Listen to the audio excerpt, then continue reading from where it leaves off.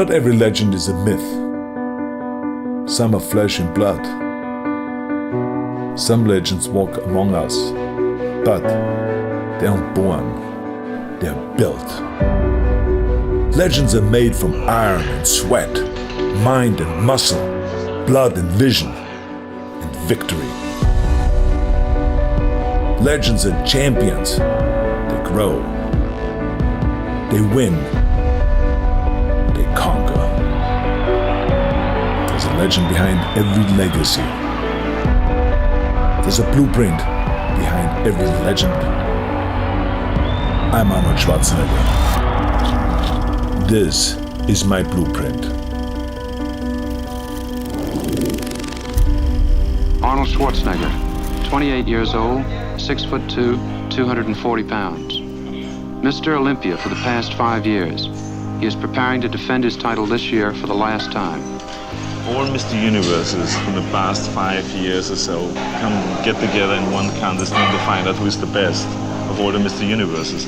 So they created the Mr. Olympia contest, which is then the top contest, and whoever wins that is the top bodybuilder. And you are the top bodybuilder. Right, yeah. I think that everyone knows when they get into training that you're not going to go and become a champion from one day to the next. But the question is, how can they speed up the process?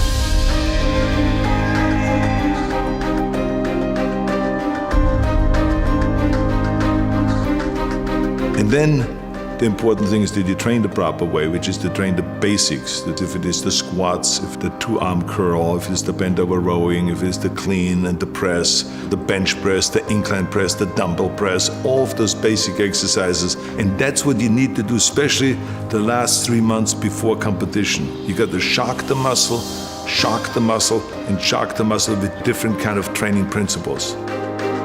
Expose your weak points. You're gonna go and hit those marks, and then you move the bar higher, and you feel that with hard work, you can achieve the goals and you can become successful.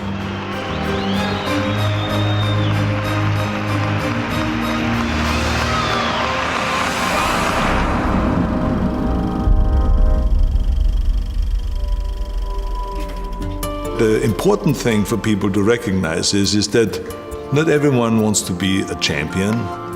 Not everyone has the desire to stand on stage, to stay up there on stage and win Mr. Universe or Mr. America, or the world's best built man and Mr. Olympia and all of those kind of titles. No, but they can apply the same principles.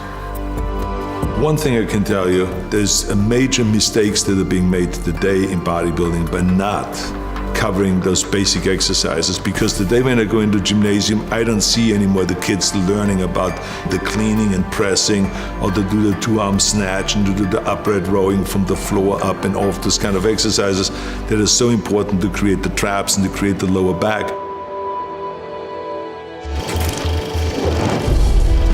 I think that the 3 exercises for chest that I have always done, the first year when I started training and the last year when I was training, is bench press, incline press in different levels.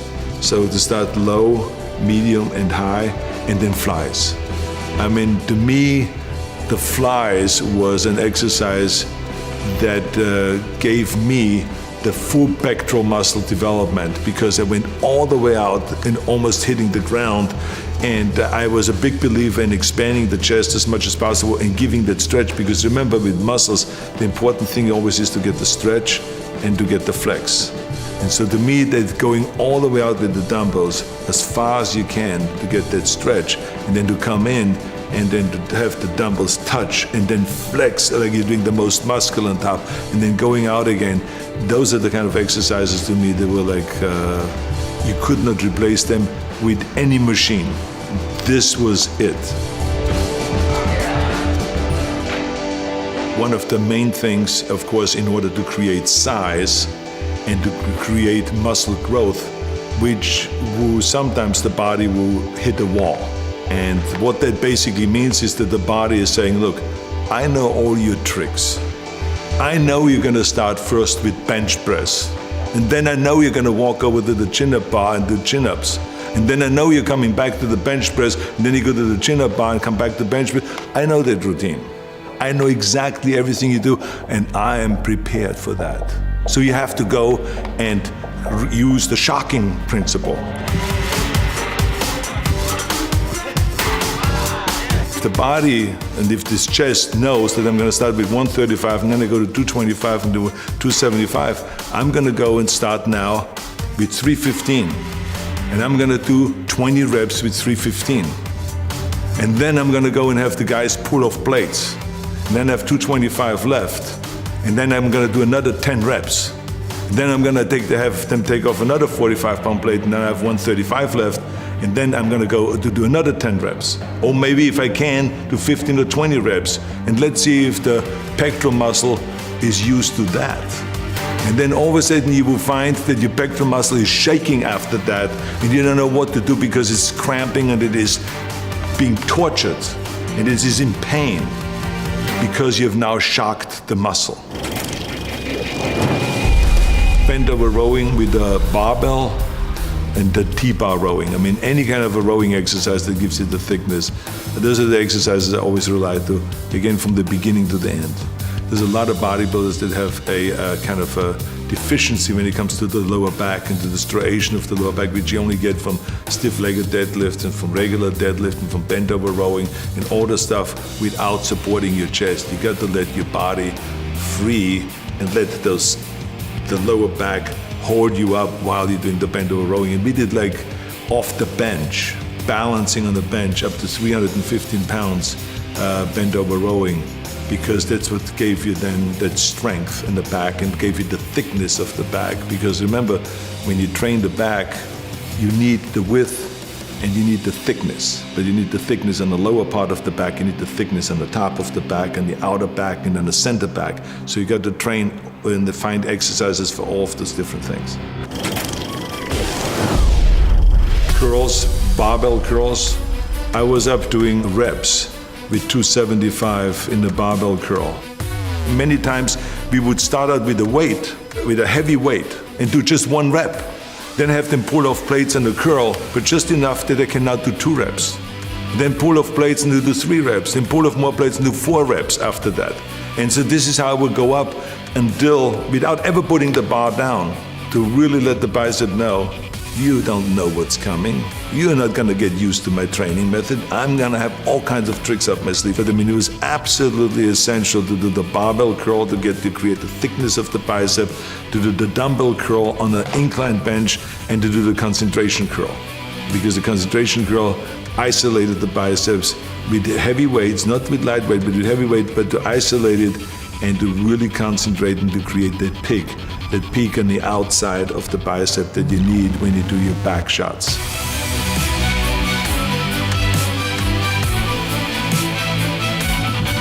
The tricep was narrow bench press, a lot of narrow bench press in the early days, then triceps extensions down, and then overhead tricep extension with one arm and with both arms.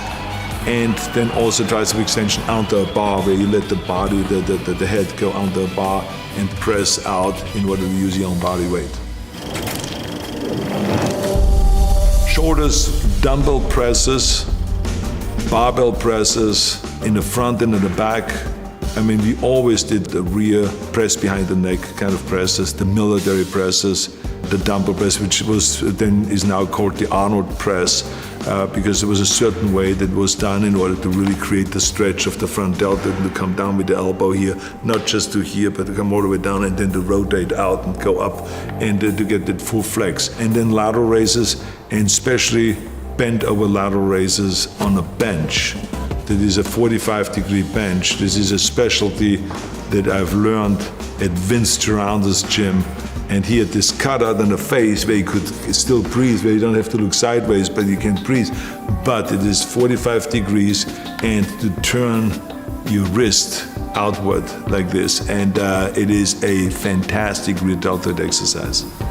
We many times went into the gym just as one day a week, where we went to 110-pound dumbbells and we did dumbbell presses. We did 6 reps. That's all I could do, 6 reps. So we picked up the 100 and did another 6 reps.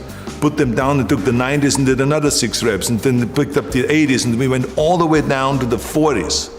and barely could do 6 reps then with the 40s. But I can tell you that I did not know where to put my arm because my deltoids were screaming.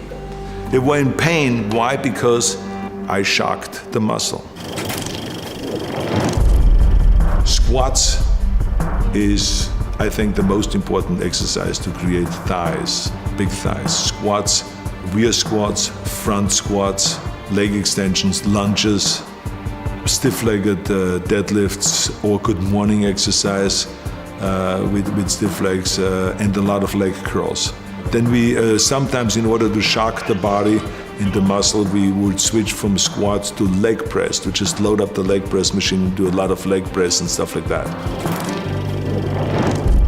There would be regular ab training that we did for abs, which is just leg raises with straight legs, leg raises with bent knees, sit-ups, Roman chair sit-ups, which gives you the 500 reps, which was an absolute necessity and we all believed in, and then crunches. Everything fits together now, and all I have to do now is get my posing routine down more perfect, which is almost impossible to do, you know. It's perfect already. Oh yeah, it's down to a point. Wait when you see it. I think the important thing is that you always go all out in every set and that you really, don't save yourself for the next set, because that's another big mistake that a lot of people make. They say, okay, I'm going to do 20 sets, so I better take it easy in the 3rd and 4th set and then the 5th set and then the 10th set because I still have 10 sets to go. But that's the wrong approach. Each set ought to be going all out. I think the most important thing is that you eat the right way and that you get in the amount of protein that your body needs. And there's always, of course, a debate, how much protein does the body need? I always lived off the formula that for every pound of body weight, I want to get 1 gram of protein. The challenge, of course, is that how do you get this 250 grams into the body and have the body take it all in rather than just letting it go through. I felt like that for me, it worked best when I had 5 meals a day. There's some people that can work with 3 meals. For me, 5 meals was the answer. And the reason is because I never was a big eater. I always felt comfortable with a regular sized steak. If you give me a 10-ounce steak, even in my heyday, I was happy. And to have a little bit of vegetables, so to have some sliced tomatoes on it, and then some salad or something like that, I'm fine. In the morning, if you gave me just 3 scrambled eggs with a little bit of bacon and or sausage with some cut in tomatoes and onions, I was fine with that. The only thing is that 2 hours later, after that breakfast, I was hungry. And so when I was sitting there at Santa Monica City College, or I was on a workplace doing construction work, or wherever I was, I would pull out of my bag a little plastic container that had a cup on it that you usually use at the bar to mix things at the bar. And I would have my milk in there, and I would have my protein powder in there and everything like this, and I would just close it up and then put it in my bag. And then I would be sitting in the classroom and I would just pull it out, shake it up like that. Everyone would be looking kind of, what the hell is he doing now? And I would be shaking my protein, then just like a bartender doing all the little tricks, and then I would drink it, close it up and put it away. And that to me was the additional kind of 30 grams of protein that I needed at that time. And then I would be, an hour later going to the gym, and then we'll be working out for 2.5 hours, and then we would go for lunch, and there will be a late lunch, and then we'll have again a regular steak, and then 2 hours later after that, I will have another one of those protein drinks. So I would have 2 times a day protein drinks. That in order to get the 250 grams of protein, because as I said, it is absolutely essential that we have enough protein so that we can really experience the muscle growth. But we have to recognize that we will not get all of the nutrients, the vitamins, the minerals, and the proteins, and all of the stuff that the body needs just with regular meals. This is why we have supplements, and that's why they are called supplements, because we are supplementing because we don't get enough from regular meals, no matter how healthy and how good you eat. All 3 contestants, Lou Ferrigno, Serge Nubret, and Arnold Schwarzenegger, for a pose down for the final decision for the judges. So now I've built a certain amount of mass during the year, and I have worked now on certain weak points throughout the year. And now with the combination of the diet and of higher repetitions and more exercises and more sets, take that mass and chisel it down and work on the details. And that's why I call the period before competition the most exciting period, because that's where you really have to concentrate, pay close attention to it every day, look at yourself in the mirror in an honest way, and expose your weak points. That motivates you then. That's what makes you train harder. So you got to expose those weak points. But the key thing is to set little goals, to do the training every day, to eat the right way, and you're gonna go and hit those marks. Then you move the bar higher, then you move the bar higher. It is really exciting to do that, and you feel that with hard work, you can achieve the goals and you can become successful.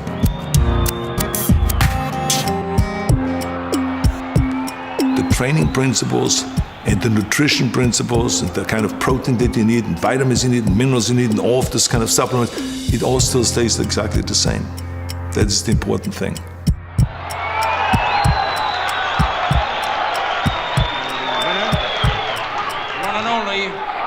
Arnold Schwarzenegger.